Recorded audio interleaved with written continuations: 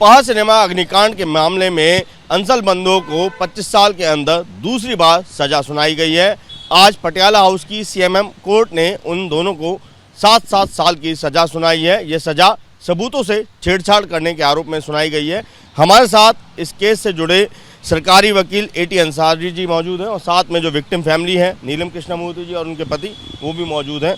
पहले तो सबसे पहले आपसे बात करना चाहूँगा कि आज दोनों ही अंसल बंधुओं को 7-7 साल की सज़ा हुई है। उनके साथ 3 और जो आरोपित हैं उन्हें भी सज़ा सुनाई गई है।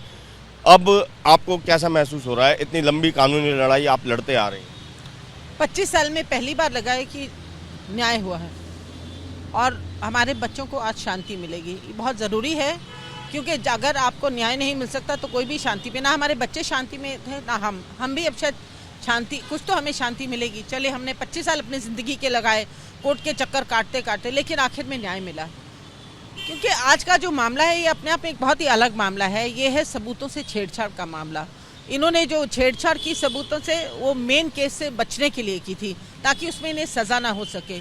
और क्योंकि ये सोचते हैं पैसे वाले लोग हैं, पैसे के दम पे कुछ भी कर सकते हैं, इसलिए उन्होंने वो खिलवाड़ किया, सबूतों से छेड़छाड़ की। लेकिन सीबीआई ने कुछ नहीं किया, सीबीआई ने एफआईआर नहीं कराया, ना कोर्ट ने एफआईआर कराई। ये विक्टिम्स एसोसिएशन थी जो हाई कोर्ट जाके हमने दरखास्त लगाई कि इसमें केस में एफआईआर होना चाहिए। एफआईआर हुई, इन्वेस्टिगेशन हुई और पाया गया कि अंसल बंधु दोषी हैं, कोर्ट का अहमद दोषी है और उनके साथ 4-5 लोग और भी दोषी हैं। और finally it has resulted in conviction. और ये कन्विक्शन शायद इतना आसान नहीं होता अगर प्रोसिक्यूशन इसको अच्छे से पुश नहीं करता, अगर हम बार बार हाई कोर्ट नहीं जाते चार्जेस फ्रेम करने के लिए, ट्रायल करने के लिए। इसके लिए हम हाई कोर्ट के भी बड़े आभारी हैं क्योंकि उन्होंने टाइम पे हमें ऑर्डर दिए हैं टू एक्सपेडाइट द ट्रायल। नहीं तो अगर बिना ऑर्डर के तो शायद हमारी साल में 1 या 2 सुनवाई होती और ये शायद 20-30 साल और केस चलता। मैम, ये जो मामला था ये इतना गंभीर था कि अदालत के अंदर से ही जो महत्वपूर्ण सबूत हैं, जो महत्वपूर्ण दस्तावेज थे वो गायब करवाए गए थे। तो उन सब को एक बार फिर से जुटाने में आप लोगों को कितनी मेहनत करनी पड़ी? आपको कहाँ से कैसे ये सब जो है सबूत आप लोगों ने एकत्र करे? ज़्यादा लीगल एस्पेक्ट का सवाल इस केस में है।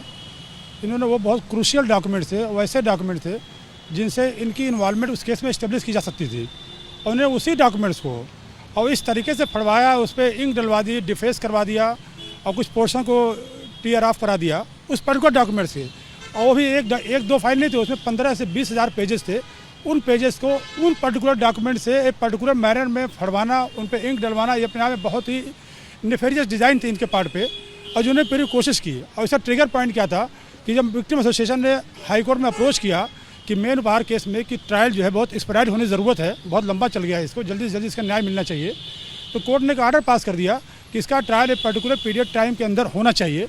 तो इनको ये लगा कि अब ये ट्रायल चूँकि ये टाइम पीरियड के अंदर कंक्लूड होना है और हमारी सज़ा हो सकती है, तो उन्होंने उस पॉइंट ट्रिगर पॉइंट उस स्टेज पे इन्होंने अपनी जो डिज़ाइन थी, जो नेफेरियस डिज़ाइन और मैलिशियस डिज़ाइन थी, इन्होंने कॉन्स्पिरेसी हैशेस किया कोर्ट के अहमद के साथ मिल करके और उनके एम्प्लॉय के साथ।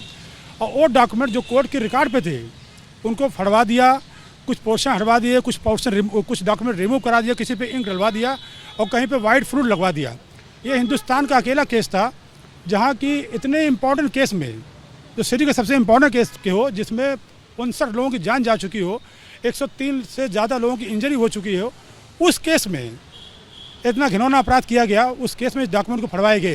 तो कोर्ट ने बहुत सीरियस लिया, हमने वो सीरियसनेस बताई और उसकी सीरियसनेस का नतीजा ये रहा कि इवन हाई कोर्ट और सुप्रीम कोर्ट ने भी इस मामले जब भी उनको मौका मिला, दे पास वेरी स्ट्रांग ऑब्जर्वेशन कि साहब ये जो ऑफेंस हुआ है कोर्ट के रिकॉर्ड के साथ, कोर्ट के डॉक्यूमेंट के साथ, उस केस में इसमें ट्रायल चल रहा हो और उससे छेड़छाड़ करना एक क्रिमिनल एडमिनिस्ट्रेशन जस्टिस सिस्टम के साथ खिलवाड़ है और जस्टिस डिलीवरी सिस्टम को धक्का देने की कोशिश की गई है।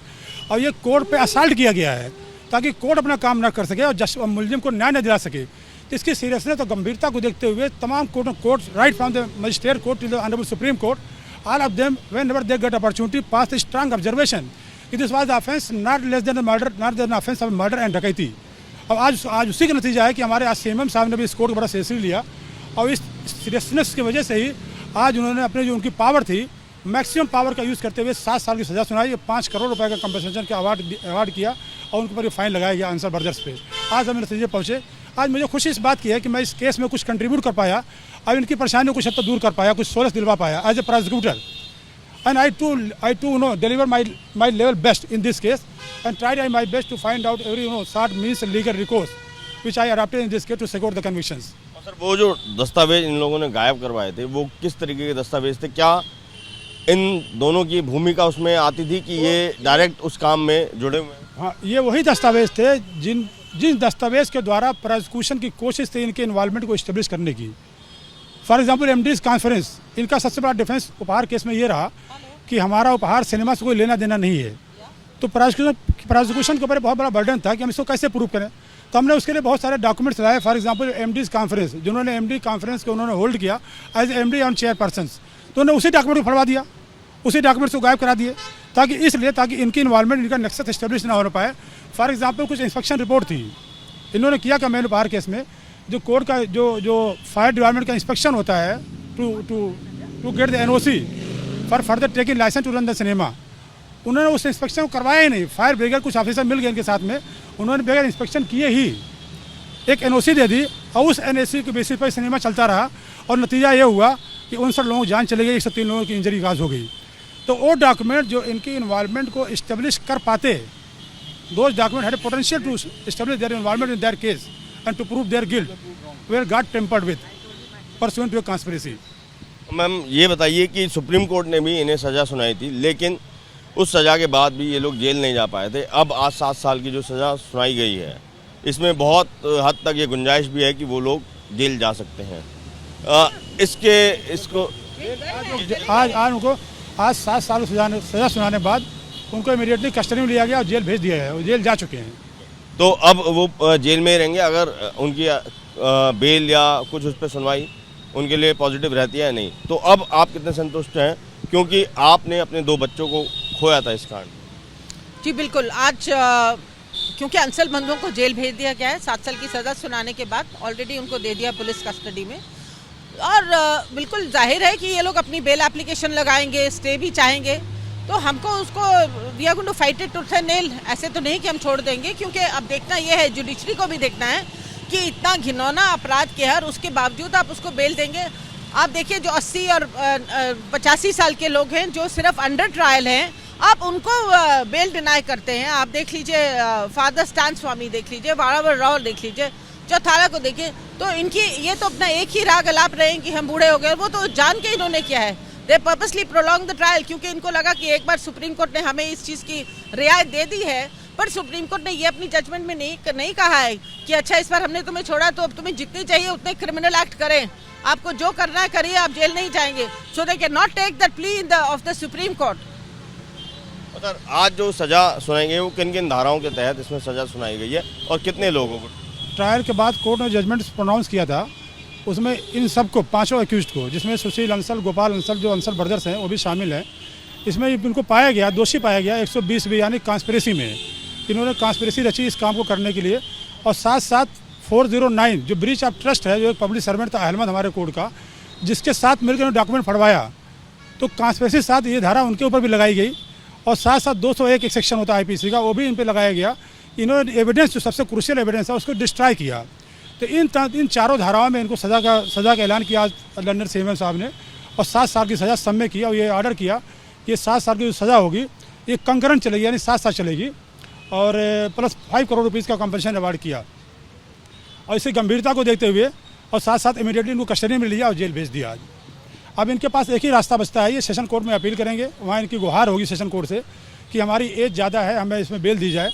और यहाँ इस कोर्ट में भी इन्होंने एज की गुहार लगाई थी कि एज हमारी बहुत ज़्यादा है, ऐसे है वैसे है ये क्राइम, लेकिन हमने उससे सीरियसनेस को हाईलाइट किया कि साहब ये मामूली केस नहीं है, ये केस अनप्रेसिडेंटेड है, जो आज तक इंडिया में कहीं हुआ ही नहीं है। इसलिए जो ग्रेविटी ऑफ द ऑफेंस है उसको आपको कोर्ट को देखना चाहिए, ना कि इनकी उम्र को देखना चाहिए। और दूसरी बात, कोर्ट भी इस स्टेज पे स्पेकुलेट नहीं कर सकती कि यह सेंटेंस को सर्व कर पाएंगे नहीं कर पाएंगे। That is a matter of future. अब आगे क्या होने वाला है, अगर उनके साथ कुछ होता है, ऐसा कोई बीमार पड़ते हैं, तो they can always have liberty to approach the concern court to seek relevant remedy and appropriate remedy. तो इसमें कोर्ट ने हमारी इस बात को माना। हमने बहुत सारे उसमें एग्जाम्पल साइड किए कि अगर उम्र का तकाजा होता, उम्र की बहुत ज़्यादा रेलिवेंट होती, जबकि उम्र किसी कन्विक्शन के लिए रेलिवेंट नहीं है, डिटर्मिनेटिव फैक्टर नहीं है, एक फैक्ट हो सकता है, but taking down the gravity and seriousness of the offence this pale into insignificance, इसकी महत्वता जो है ख़त्म हो जाती है और कोर्ट ने हमारी बात को मानी। हमने अपनी बात को आगे बढ़ाने के लिए हमने 4-5 एग्जाम्पल साइड किए जो रिसेंटली हमारे दिल्ली में हुए। फॉर एग्जाम्पल हमारे former chief magistrate mister Om Prakash Chautala का एग्जाम्पल साइड किया कि उनकी एज 82-83 साल की थी और उनको 10 साल की सज़ा हुई और 10 साल सज़ा काटने बाद ही वो जेल के बाहर आ पाए। मिस्टर सज्जन कुमार है जो हमारे लेजिस्लेचर थे, उनको सज़ा दी गई, हाई कोर्ट ने सज़ा दिया। उनकी इस एज को देखते हुए भी, उनकी एज थी, इवन उनकी interim bell on the ground of medical and element was dismiss by the honourable supreme court. उसमें इन्होंने कोर्ट ने नकारा और बेल नहीं दी, डिसमिस किया। वरवरा राव केस हमारे सामने मौजूद है, फादर स्टेन स्वामी का केस हमारे सामने मौजूद है, जिनकी एज एबव 80 थी, जिनको बेल तक नहीं हुई। For a simple reason the offence they were alleged to have committed were serious of nature. और हमारे इस केस में जो इसकी ग्रेविटी है, आज तक इस तरह कोई ऑफेंस हिंदुस्तान में हुआ ही नहीं कि जो कोर्ट के रिकॉर्ड के साथ, दैट टू उस केस में सबसे इंपॉर्टेंट केस हो सिटी का, उससे छेड़छाड़ की गई हुई हो और खाली इस पर्पज़ के लिए ताकि उनको उनका बेनिफिट मिले और उस कोर्ट में उसका एक्टिविटल हो जाए। तो हमने इन सब हालात को देखते हुए केस का प्रोसिक्यूशन किया और जितनी भी मुश्किलें आई उसको हमने दूर करने की कोशिश की। जो डॉक्यूमेंट इन्होंने फड़वाए हमने उसका सेकेंडरी एविडेंस लीड किया। बड़ी मुश्किल काम था हमारे प्रोसिक्यूशन के लिए भी, हमें बहुत सारी कोशिशें हमारी डबल करनी पड़ी, 10 टाइम ज़्यादा करना पड़ा उस डॉक्यूमेंट को कोर्ट में प्रूव करने के लिए, बिकॉज डॉक्यूमेंट ओरिजिनल गायब हो गए थे। हमने उसका सेकेंडरी एविडेंस लीड किया, आज नतीजे पहुँचे, हमने केस को प्रूव किया, कोर्ट नतीजे पहुँची, कोर्ट ने सज़ा का ऐलान किया। तो ये आपने सुना कि ये मामला कितना गंभीर था। कहीं ना कहीं अदालत की गरिमा भी इस केस से जुड़ी हुई थी और यही वजह भी रही कि अदालत ने अंसल बंधुओं समेत 5 जो आरोपी हैं उन्हें दोषी माना है और अब 7 साल की सज़ा सुनाई है। कैमरा पर्सन जितेंद्र सिंह के साथ अभिषेक रावत, एबीपी न्यूज़, दिल्ली।